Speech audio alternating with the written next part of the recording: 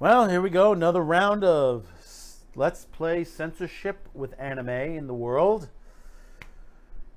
This time we're switching gears. Let's move over to China. Now, there is a series on Netflix right now which has mixed reviews on that because of basically the way it was that it was done. The Way of the Househusband on Netflix, which I enjoyed. I really enjoyed. Some people don't like the way it was done. They said hey, it looks like a one of those comic book done animes where they just do it like like cartoon panels. But that's the way this is done. In the manga, if you ever read the manga and you knew that it was going to be expressed this way, I mean, it harks similar to another series called Cromartie High, which was done similar. I mean, that flash type where they done, in the background you get them moving in a weird way across the screens and stuff like that. And I find it very funny. Get past the first episode. If you can get past the first episode, you'll enjoy it because it's very short, just like Cromartie High. They're all short episodes. They're little bits. The cat episodes are fantastic. They're really, really funny. If you're a cat lover, you have to see them because the cat that's in this, the things that this cat does, it's so funny. But what's going on in China is that the Yakuza tattoos are edited out. They're being censored in Japan. Well, that's not a good thing. He's a Yakuza. Yakuzas wear tattoos. Well, reading this from Bounding into Comics, the Yakuza tattoos of Way of the Househusband, which denotes the plot revealing the former membership in the Japanese criminal organization, has been censored by Netflix for the series for Chinese release. A motion comic, that was the word I was looking for, a motion comic, and that's being generously adapted of Kosuke Uno's comedy manga of the same name again, generously by JC Staff and licensed by Netflix. Goku Shofunu, The Way of the Househusband, follows the day-to-day life of Tatsu, a Yakuza boss who retires from the gang in order to support his wife's career aspirations as he takes on care of his household domestic duties.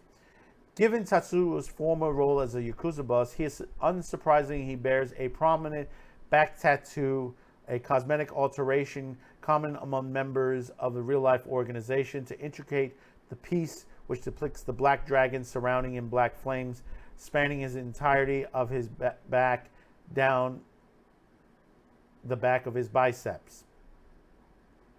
However, such in the case of China, as discovering a number of viewers, Tatsu's tattoo has been completely removed from the series regionally Netflix within the country.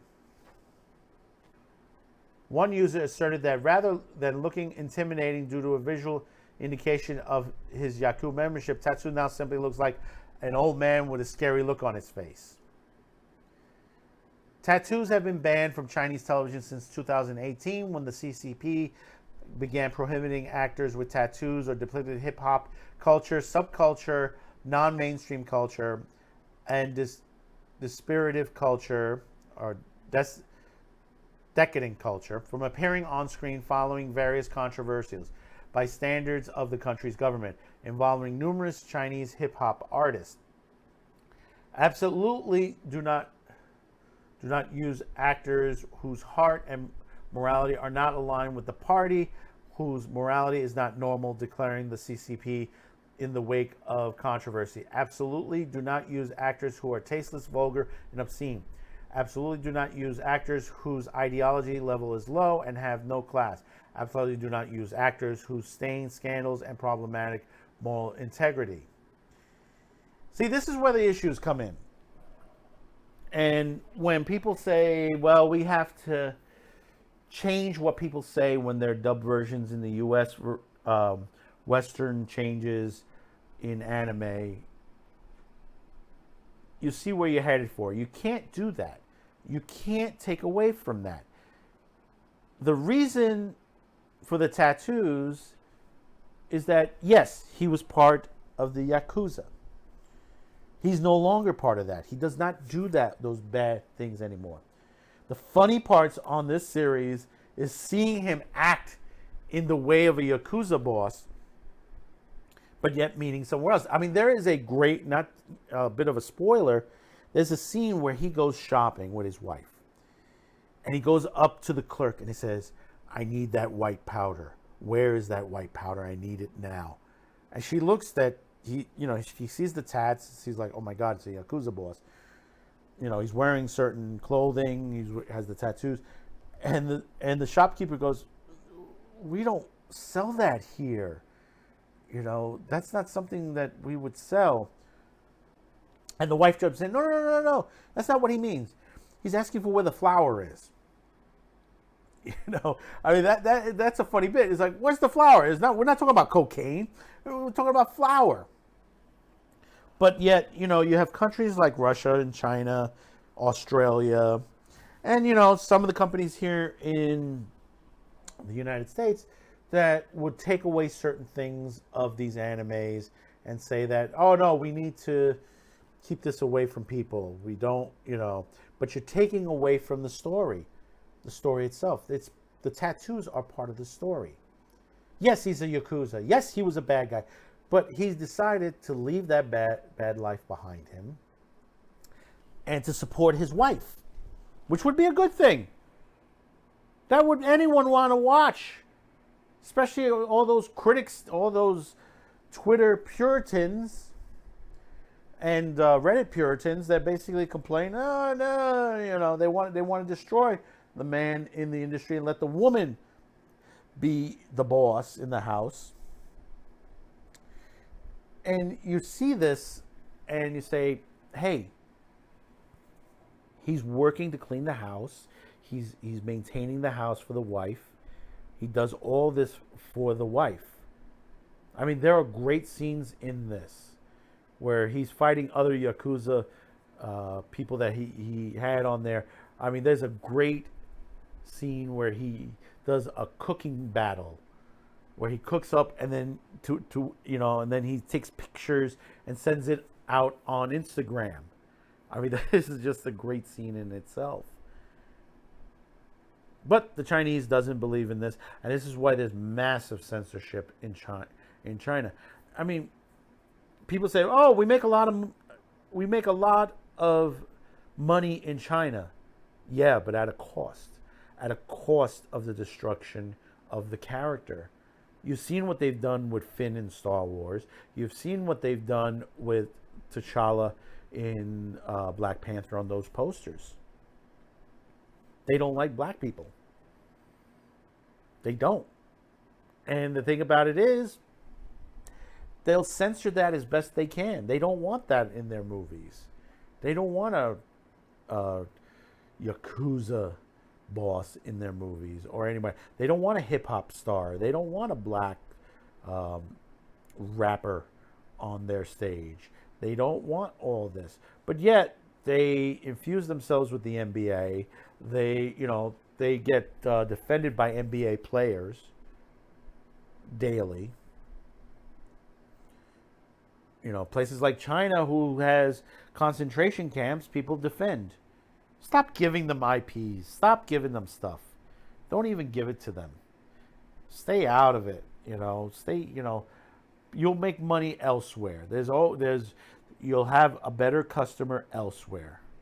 And some of the people in China uses VPNs and they do watch it outside of the country. There's always a ways of getting what you want when you want it, at a time where basically censorship has trashed the world throughout for political gain always. But it's a shame. It's a shame that we have to go through this. But I'm glad that there are those out there that believe that we need to stop this. And I know a lot of the Japanese creators are fighting constantly to maintain the integrity of their IPs and to continue bringing you the best stuff. You know, I mean, spring, what is it? Over 31 titles just for the spring release that we're getting in anime in the West. Some really good stuff that's coming out now. Some really good stuff. Let's hope some of it doesn't end up what happened with The Promised Neverland and how season 2 just completely went completely wonkers. So you reached this part of the video. Thank you for tuning in. Don't forget to hit that subscribe, like, share this video, and don't forget to comment below and let me know how you felt about this. I know I don't get that many people from China on there, and if I did, probably I wouldn't know it because they're probably using a VPN.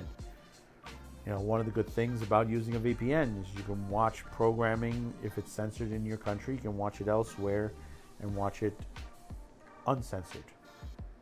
So until next time, thank you for tuning in, and bye-bye now. Oh, and before we go, don't forget to check out our new Teespring shop, our Q2Cast shop, and at our new address, Shop Q2Cast, where you could check out our new anime shirts that we have out. Anime shirts, pillows, just in time for the spring and summer. Go check them out. And we have some of our classics still available there from our TV shows. And we have more t-shirts on the way. We're redesigning the Q2Cast shop, our merch shop. We have a lot more coming. So do check us out. That's shopq2cast.com.